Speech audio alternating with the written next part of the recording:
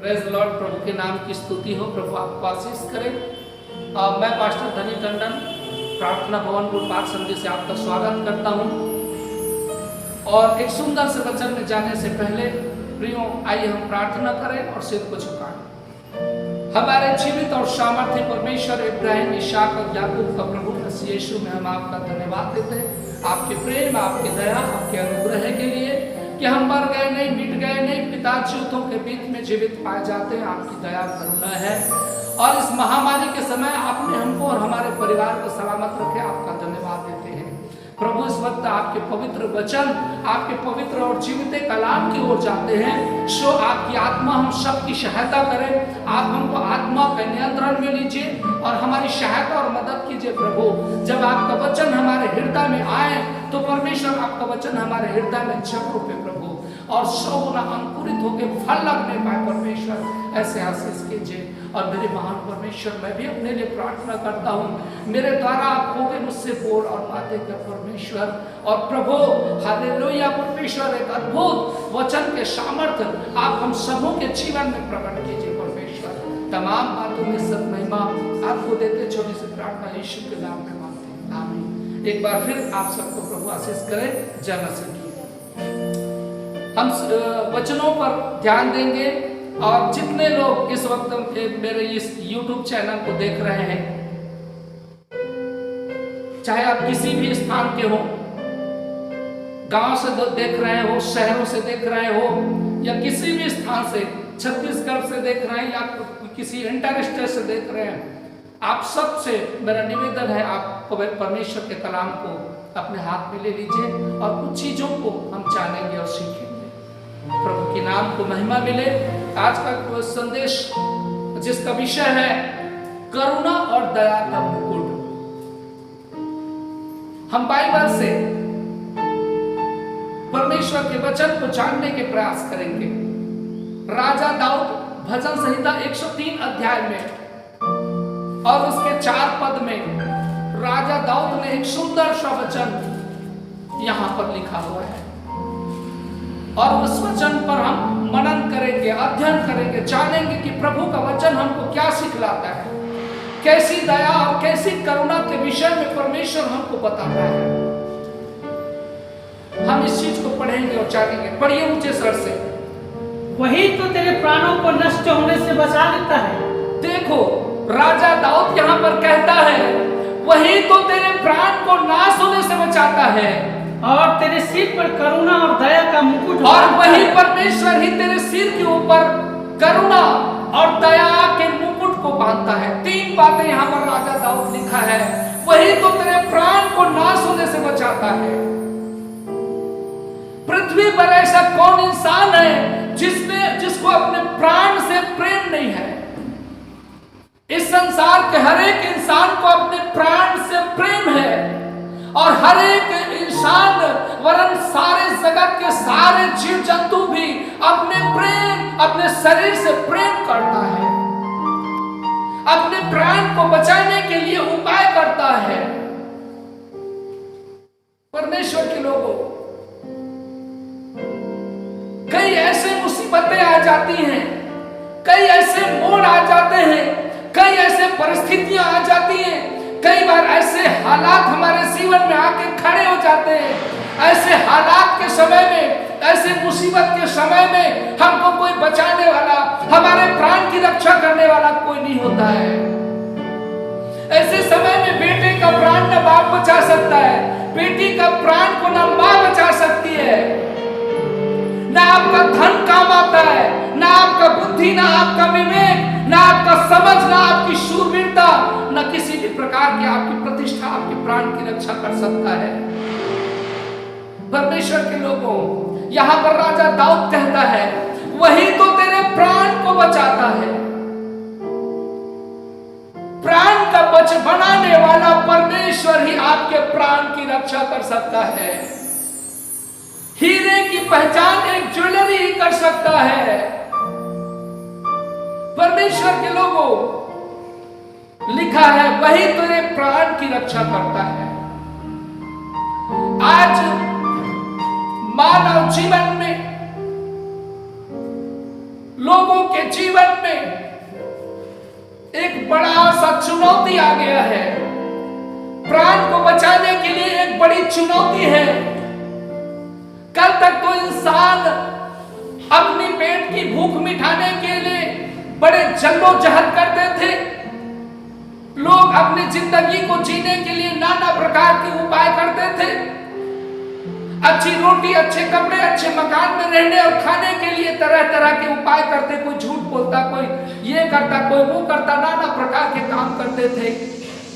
परंतु आज भोजन के साथ साथ, आज कपड़े और मकान के साथ साथ, रोटी, कपड़े और मकान से ज्यादा इस समय आज के दिन में ऐसी परिस्थितियां निर्मित हो गई हैं कि इंसान को अपनी प्राण बचाने की पड़ी है। इंसान को आज कमाई की नहीं, आज प्राण बचाने के लिए जद्दोजहद कर रहा है इंसान आज। और प्राण बचाने वाला कोई नहीं दिखाई दे रहा। बड़े बड़ी बातें करने वाले ऐसे बड़े बड़े देश, अमेरिका, रूस, बड़े बड़े देश जिनके पास हाई टेक्नोलॉजी है, जिनके विज्ञान पर काफी भरोसा था, बड़े बड़े पढ़े लिखे और बुद्धिमान लोग आज हाथ ऊपर कर लिए हैं। आज सरेंडर हो गया है। कोई ये नहीं कह सक रहा कि हमारा देश या हम, हमारी बुद्धि, हमारी प्रतिष्ठा आपके प्राण को बचा लेगा। आज प्राण बचाना एक मनुष्य के जीवन की विशेष बड़ी चुनौती बन गई है। कोई प्राण नहीं बचा सकता, कोई भी प्राण को नहीं बचा सकता, क्योंकि इन दिनों में जो कोविड टाइम का तांडव सारे देश, सारे वर्ल्ड पर बचा हुआ है, और ये ऐसा गुप्त शत्रु है जो आंखों से दिखाई नहीं देती। ये शत्रु दबे पांव घर में और हमारे जीवन को छू के हमारे जीवन को तबाह कर सकता है।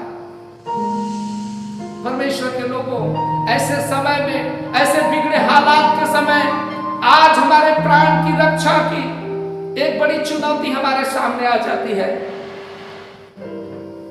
आज हर एक को ईश्वर के ऊपर भरोसा होने लगा है, क्योंकि इंसान अब समझ गया कि इंसान के हाथ में अब ये सब चीज नहीं है। और राजा दाऊद इसी चीज को बोलता है भजन संहिता 103 के 4 में, वही तो तेरे प्राण को नाश होने से बचाता है और तेरे सिर के ऊपर दया और करुणा का मुकुट बांधता है। हालेलुया, परमेश्वर की स्तुति हो। वही तो तेरे प्राण को बचाता है और तेरे सिर के ऊपर दया और करुणा का मुकुट बांधता है।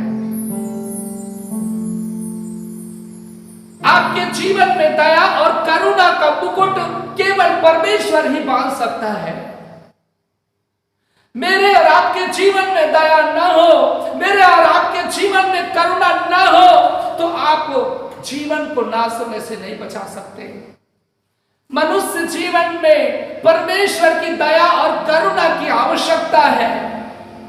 और राजा दाऊद इसी बात के ऊपर फोकस कर रहा है कि आज मानव जगत को के प्राण को वही बचा सकता है, क्योंकि वही तो हमारे सिर के ऊपर दया और करुणा का मुकुट बांधता है। आज हमारे जीवन में दया की जरूरत है, आज हमारे शरीर में करुणा की जरूरत है, क्योंकि परमेश्वर ही हमारे जीवन को नाश होने से बचा सकता है। प्रभु की स्तुति हो। हम नए नियम में जाते हैं तो मत्ती की किताब और उसके 20 अध्याय में और उसके 29 पद में एक घटना को देखेंगे, जहां पर 2 अंधों को दृष्टिदान मिला। वहां पर एक घटना है, इसको हम पढ़ेंगे और समझने के प्रयास करेंगे। पढ़िए। जब वे यरीहो से निकल रहे थे, जब प्रभु यीशु यरीहो से निकल रहा था, तो एक बड़ी भीड़ उसके पीछे हो ली। तो एक बड़ी भीड़, जब यीशु मसीह यरीहो से निकल रहा था, तो एक बड़ी भीड़ उसके पीछे हो ली। और 2 अंधे जो सड़क के किनारे बैठे थे, और 2 अंधे सड़क के किनारे पर बैठा था, यह सुनकर कि यीशु जा रहा है। अब वो जो 2 अंधे थे, उसने सुना कि यीशु मसीह इस स्थान पर जा रहा है, पुकार कर कहने लगे। तब वो दोनों अंधे यीशु को पुकार के कहने लगे, हे दाऊद की संतान, हे दाऊद के संतान, हम पर दया कर।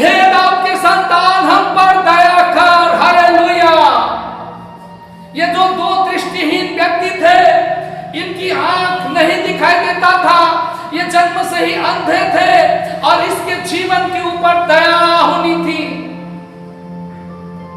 इनको रोटी नहीं, इनको रोटी से ज्यादा आवश्यक है, इनके कपड़े से ज्यादा आवश्यक है, इनके मकान से ज्यादा आवश्यक इनकी आंखें हैं, क्योंकि इन आंखों से संसार को देखना चाहता है।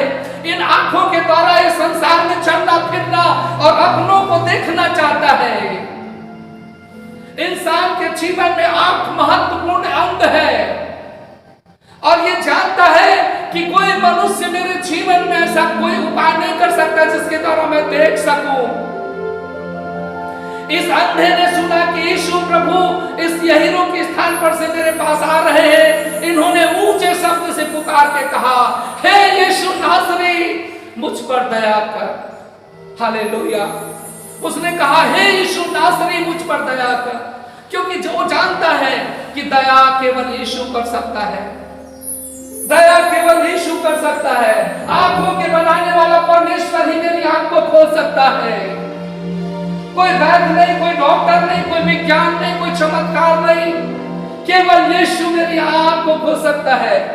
फिर क्या हुआ, आगे पढ़िए। लोगों ने उन्हें डांटा कि चुप रहे। कुछ लोगों ने जो उस भीड़ में थे, उस अंधे व्यक्ति को डांट के कहा, चुप रहे। पर वे और भी चिल्लाकर बोले। लोगों ने जब उस अंधे व्यक्ति को डांट के मना किया यीशु को पुकारने से कि चुप रहो, प्रभु को तंग ना कर कह, तब वह अंधे व्यक्ति जो है और जोर जोर से चिल्लाने लगे, हे प्रभु दाऊद की संतान। और उसने कहने लगा कि हे प्रभु दाऊद के संतान, हम पर दया कर, हम पर दया कर। हे प्रभु दाऊद के संतान, हम पर दया कर। ये दाऊद के संतान के साथ अपनी दया की भीख को मांग रहा है। हालेलुया। ये कहता है, दाऊद के संतान, मुझ पर दया कर, मुझ पर रहम खा। आज जीवन के ऊपर दया होना आवश्यक है। यीशु मसीह ही हम पर दया और करुणा की मुकुट को बांध सकता है। यीशु को कहा, हे दाऊद के संतान, मुझ पर दया कर। फिर आगे क्या हुआ? तब यीशु ने खड़े होकर उन्हें बुलाया और कहा, तब यीशु मसीह ने खड़े होकर उसको पास बुलाया और कहा, तुम क्या चाहते हो कि उस अंधे व्यक्ति को कहा कि तुम क्या चाहते हो कि मैं तेरे लिए करूं? उन्होंने उससे कहा, उस अंधे व्यक्ति ने यीशु से कहा, हे प्रभु यीशु, यह कि हमारी आंखें खुल जाए। ऐसा कोई कर दे, ऐसा कोई चमत्कार, ऐसा कोई बुराई कर मेरे जीवन के ऊपर कर दे कि मेरी आंखें खुल जाए। हालेलुया। एक ऐसा चमत्कार कर दे मेरे जीवन के ऊपर, मेरे जीवन के ऊपर ऐसा दया कर दे, ऐसी करुणा कर दे, ऐसा कोई दया और करुणा का मेरे सिर के ऊपर मुकुट बांध दे प्रभु कि मेरी आंखें खुल जाए, मेरी आंखें खुल जाए और मैं तुझे देख सकूं, मेरे अपनों को मैं देख सकूं। मेरी आंखों को खोल दे। फिर क्या हुआ? यीशु ने तरस खाकर उसकी आंखें छुई। यीशु ने तरस खा के उसकी आंखें छुई और वो व्यक्ति देखने लगे। हालेलुया। यीशु ने तरस खाया और उसकी आंख को छुआ और उसी घड़ी वो व्यक्ति आंखों से देखने लगे और उसके पीछे हो लिए। और यीशु मसीह के पीछे हो लिए। परमेश्वर के लोगों, यीशु मसीह को कहा, प्रभु मुझ पर दया कर। यीशु मसीह को जब वो कहने लगे कि मुझ पर दया कर, तो दया होगा। इस चीज को हम आज समझें। यदि हम मुख से ना कहें कि हम पर दया हो, तो हम पर दया नहीं होगी। यदि हम मुख से ना कहेंगे कि हम पापी हैं, तो हमारी पाप क्षमा नहीं होगी। एक प्यासे को कुएं के पास जाना होता है। इस व्यक्ति को चंगाई की जरूरत थी। इन्होंने अपने मुख से बोला कि हे परमेश्वर मुझ पर दया कर। इसको दया की जरूरत थी। इनके आंखों में रोशनी नहीं थी, ये अंधे थे। इसने ये नहीं कहा कि प्रभु मेरी आंखों को ठीक कर दे, मेरी आंखें दिखाई नहीं देती, मैं अपने परिवार लोगों को नहीं देख सकता। ऐसा नहीं कहा उसने कहा दया कर, क्योंकि दया के अंदर ना तमाम आशीषें हैं। मुझे ऐसा लगता है जब उनकी आंखें खुली होगी ना, तो उसके साथ साथ और बहुत से आशीषें उनको मिली होगी। मुझे ऐसा लगता है, क्योंकि उसने कहा दया कर। दया के अंदर बहुत से आशीषें हैं। जिस तरह अनुग्रह के अंदर तमाम मानव जीवन की तमाम आशीषें छुपी हुई है, उसी प्रकार दया के अंदर बहुत से आशीषें हैं। उसने कहता यीशु मेरी बंद आंखें को खोल दे, तो हो सकता है केवल बंद आंखें ही खुलती, परंतु उसने कहा मुझ पर दया कर, तो उसकी आंखें खुल गई और वो यीशु मसीह के पीछे हो लिए। हो सकता है उसने कहा होता मेरी आंखों को ठीक कर दे, तो आंखें तो खुल जाती, परंतु यीशु के पीछे नहीं हो लेता। ऐसा भी हो सकता था। शायद इसीलिए उसकी सांसारिक आंखें तो बंद थी, परंतु उसकी आत्मिक आंख ने उसको पहचान लिया और कहा मुझे आंखें नहीं, मुझ पर दया चाहिए। क्योंकि वो जानता होगा कि दया के अंदर आंखों की चंगाई है, और जब मुझ मेरे जीवन के ऊपर दया आएगा तो मेरी सांसारिक जो आंखें बंद हैं वो भी खुल जाएंगे और मेरे आत्मिक बंद आंखें भी खुल जाएंगी। वो कल तक यीशु मसीह के पीछे नहीं चलने वाला व्यक्ति, वो कल तक मंदिरों के सामने बैठ के लोगों के हाथ सामने कटोरा लेके दौड़ने वाला व्यक्ति आज यीशु के पीछे हो लिया है। आज यदि आपकी और मेरे जीवन में प्रभु के तरफ से कोई दया आती है तो हमको उसके पीछे हो लेना चाहिए, उसकी धार्मिकता के पीछे हो लेना चाहिए, उसके कायदे कानून को अपने जीवन में फॉलो करके उस मसीहा को अपने जीवन में स्थान देने की जरूरत है। परमेश्वर के लोगों, सचमुच में प्रभु हम पर दया करता है, वो हम पर दया और करुणा का मुकुट बांधता है, और वही हमको ऐसे महासंकट के समय से, संकट के समय में वही हमको बचा सकता है। ऐसे महामारी के समय में वे हमको बचा सकता है। निर्गमन की किताब में 3 अध्याय 19 से 22 तक देखेंगे तो इस्राएलियों को जो है परमेश्वर ने मिस्र से निकाल के ले जा रहा था। तब इस्राएलियों के जीवन में बहुत प्रकार के अटकलें थे, बहुत चुनौती भरी जीवन था, क्योंकि उसको मिस्र से कनान जाना था। पढ़िए उसको। मैं जानता हूं कि तुम मिस्र का राजा तुमको जाने न देगा। देखो परमेश्वर इस्राएलियों को क्या बोल रहा है, ध्यान से सुनिएगा। इस्राएलियों को परमेश्वर क्या बोल रहा है, मैं जानता हूं मिस्र का राजा तुमको जाने नहीं देगा, वरन बड़े दल से दबाए जाने पर भी जाने न देगा, और तुम जितना भी दबाव कर लो तुमको जाने नहीं देगा। इसलिए मैं हाथ बढ़ाकर उन सब आश्चर्य कर्मों से जो मिस्र के बीच करूंगा, और इसलिए सुनो, उस राजा का मन कठोर हो चुका है, वो तुम्हें आसानी से जाने नहीं देगा। इसलिए देखो मैं अपना हाथ उस मिस्र पर बढ़ाने वाला हूँ, उसके ऊपर बढ़ाने वाला हूँ। हाँ, उस देश को मारूंगा, और मैं उस देश को मारूंगा, और उसके पश्चात वह तुमको जाने देगा। जब उस देश में मैं महामारी फैलाऊंगा, जब उस देश में मैं विपरीत परिस्थितियों को लेके आऊंगा, जब उस राजा के ऊपर मैं एक अद्भुत काम करूंगा, अपने सामर्थ्य अपनी महिमा को जब प्रकट करूंगा, तब वो तुमको जाने देगा। हालेलुया। वो कैसे परमेश्वर है जो आपके और मेरे लिए उपाय करता है। वो परमेश्वर हमारे और आपके लिए दया करता है। वो 400 साल की गुलामी की जिंदगी जी रहे इस्राएलियों के लिए दया किया, उसके ऊपर करुणा दिखाया, और उस बंधुआई से मिस्र से निकाल के इस्राएलियों को कनान जिस देश को उन्होंने देने का वायदा किया था वहां पर सुरक्षित लेके चला जाता है। परमेश्वर के लोगों, परमेश्वर वादे का पक्का है और वो हम पर दया करता है, क्योंकि वो दया करने वाला परमेश्वर है। आप रूत के विषय में जानते हैं, रूत नाओमी की बहू है, और नाओमी के पति और रूत के पति और उसके जेठानी के भी पति, इसके पूरे परिवार के जितने पुरुष थे सब मर गए थे। और तब ये रूत एक ऐसी स्त्री थी जो परमेश्वर के भय मानने वाली और मर्यादा में जीने वाली स्त्री थी। अपने इस तरह अपने पति के नाश हो जाने, मर जाने के बाद भी, ससुर के मर जाने के बाद भी, जेठ के मर जाने के बाद भी, जेठानी अपने मायके को चली गई इसलिए कि पति तो मर गए, अब इस घर में मुझे रहने की अब जरूरत नहीं है।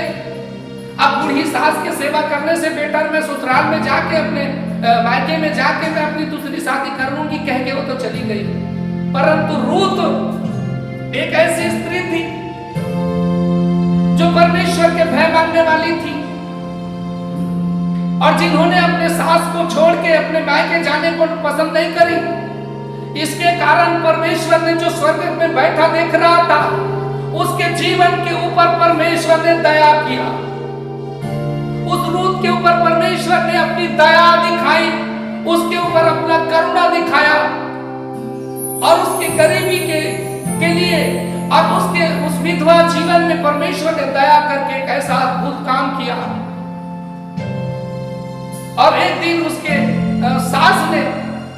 उसके सास नाओमी ने अपने बहू को कहा, बेटी इस जवानी की अवस्था में तेरे पति तो मर गए हैं और तुम कब तक मेरे साथ पीछे पीछे चलती रहेगी, इसलिए तू शादी कर ले। उसने शादी से तो मना करी, परंतु परमेश्वर ने ऐसा उपाय किया कि वहां पर वहीं के जो जमींदार थे उसके साथ उनकी शादी हो गई। परमेश्वर ने उसके जीवन के ऊपर दया किया क्योंकि उसका जीवन एक खरा जीवन थे, उसका जीवन एक भय का जीवन था, उसका जीवन एक समर्पण का जीवन थे, उसका जीवन एक मर्यादा का जीवन थे।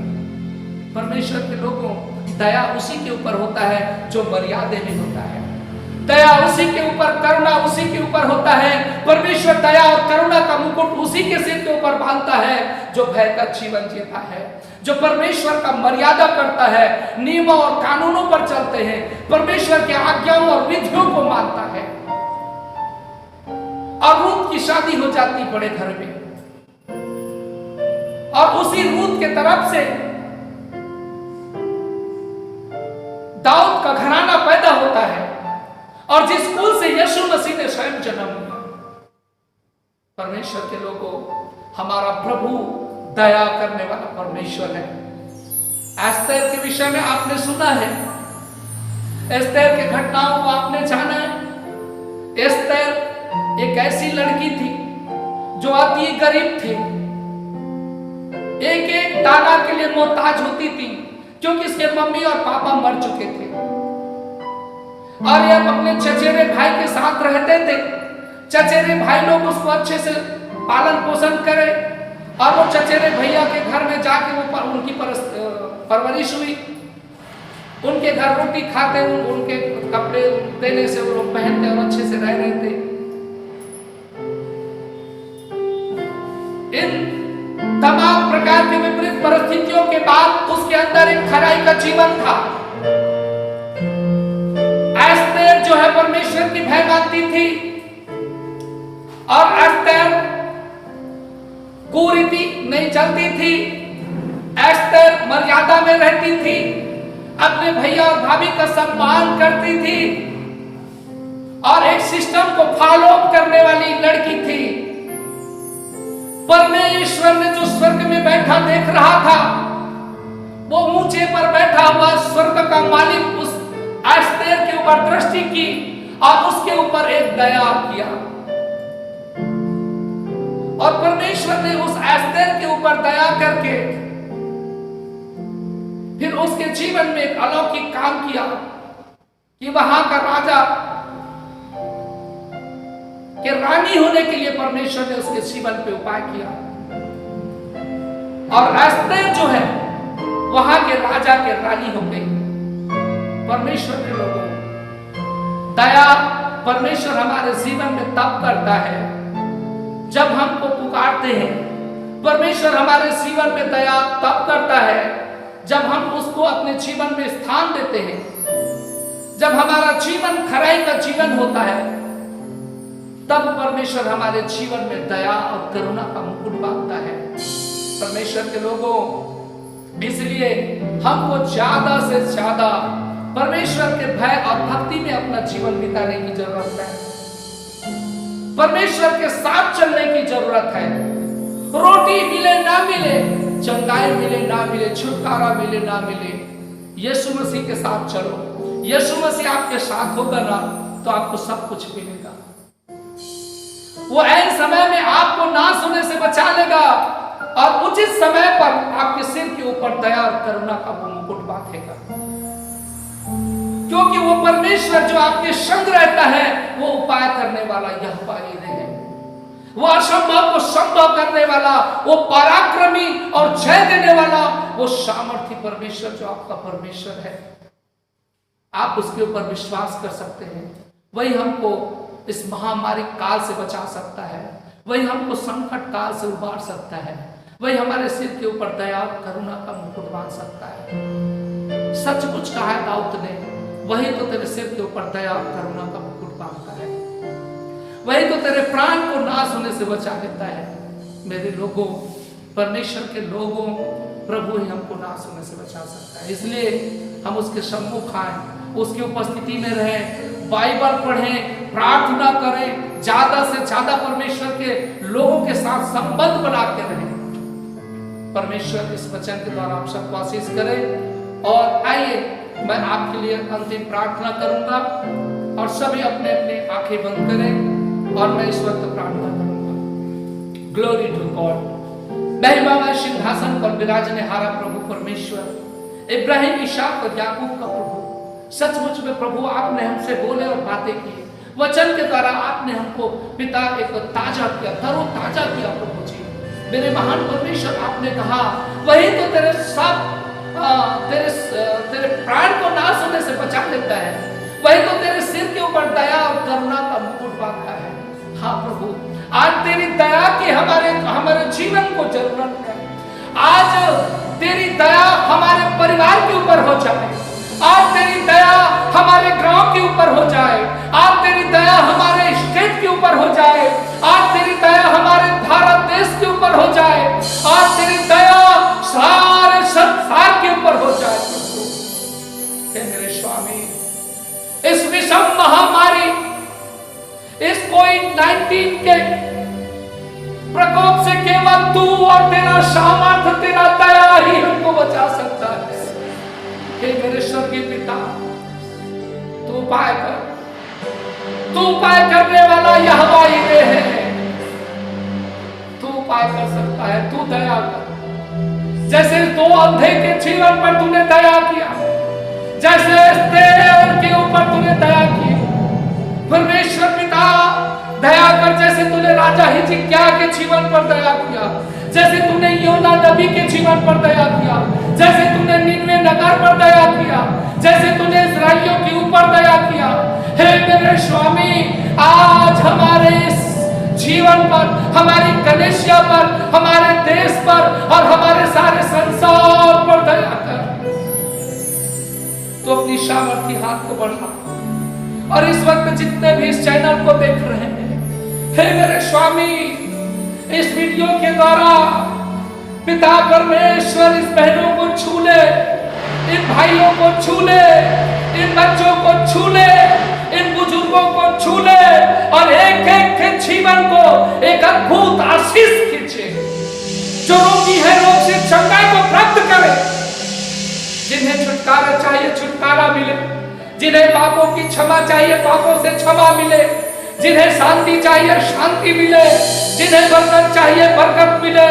हर एक के जीवन पर तेरी अनुग्रह छाया करे। यीशु इनके जीवन पर तरसता, आज बिगड़े हालात सुधर जाए। हे मेरे स्वामी, एक अद्भुत आशीष कर। आज लोग अपने घरों में, अपने हाथों पर, अपने शरीर पर सैनिटाइजर कर रहे हैं अपनी सुरक्षा के लिए। तेरी दया रूपी सैनिटाइजर स्वर्ग से अमृत बन के बरस जाए कि सारे प्रकार के पिता कोरोना का वायरस चल के भस्म हो जाए। यीशु के नाम में एक ऐसा चमत्कार, एक ऐसा पिता इन सबको भी आशीष कर। एक एक को छू ले प्रभु। पति पत्नी के बीच में लड़ाई झगड़े होते हैं, अशांति की आत्मा है, यीशु के नाम पे इस पति पत्नी के बीच से लड़ाई झगड़े की आत्मा दूर हो जाए। पवित्र आत्मा इसके शरीर के जिस किसी अंग पर जो बीमारी परेशानी है वो दूर हो जाए। कमर पर, हड्डी पर, मांस पर, नस पर, घुटनों पर, टंगों पर, पेट पर, सिर पर, पर, पीठ पर, अतड़ी पर, गुर्दे पर, लीवर पर, पिता इसके शरीर की किसी अंग पर, आंख पर, कान पर, नाक पर, यीशु के नाम पे हर एक दुर्बल शरीर छांटे हो जाए। पवित्र आत्मा ऐसा कर दे प्रभु। लिखा है तेरे लाठी कोड़े खाने से रोगी चंगे होते हैं। भले चंगों को वैद्यों की जरूरत नहीं होती, गाय से तेरी जरूरत है। विश्वास करने वाले के द्वारा सब कुछ हो सकता है। धर्मी जन के विश्वास के प्रार्थना के प्रभाव से सब कुछ हो सकता है।